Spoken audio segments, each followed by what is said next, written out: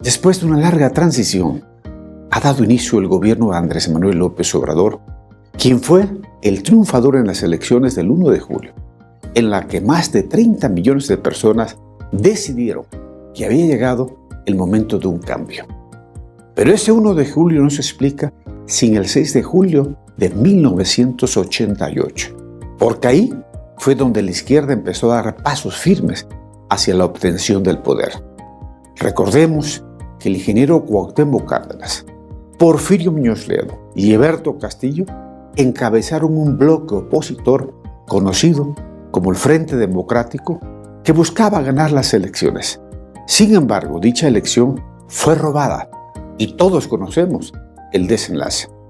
Es ahí cuando nace el movimiento de izquierda que, después de recorrer un largo y sinuoso camino, por fin y de manera pacífica, ha tomado posesión del gobierno de nuestro país.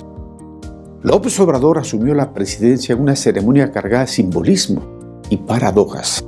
Por ejemplo, resultó muy simbólico que quien le colocó la banda al nuevo presidente fuera Porfirio Muñoz Ledo, quien culmina así una carrera política caracterizada por la defensa de la democracia, pero también resulta paradójico que en la misma ceremonia se encontraba sentado en su carácter de director de la Comisión Federal de Electricidad, Manuel Bartlett, quien fue el principal operador en la tristemente célebre caída del sistema que permitió que al final Salinas llegara al poder.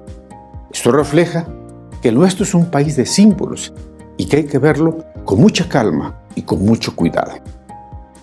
Ha iniciado pues el gobierno de un hombre que durante 3 procesos electorales luchó por llegar a la presidencia y hoy gobierna a todos los mexicanos.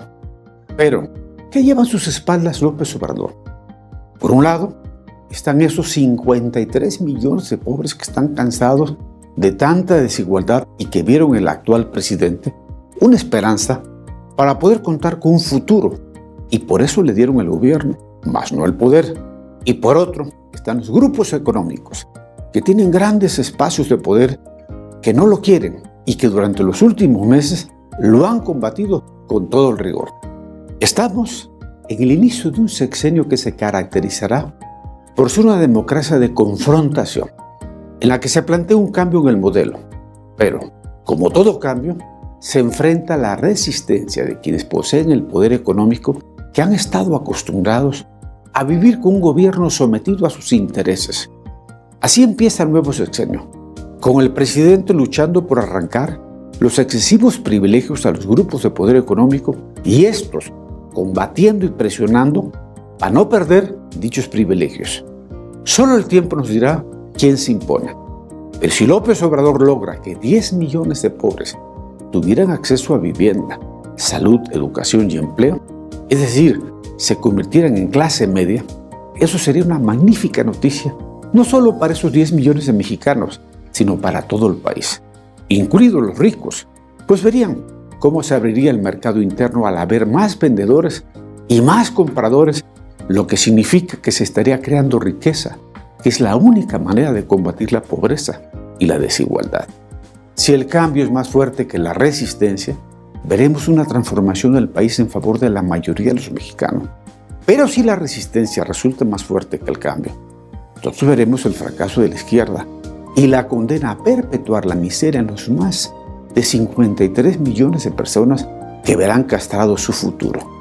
En conclusión, estamos ante la gran oportunidad de la izquierda mexicana para rescatar a México de la desigualdad y de la pobreza en la que se encuentra.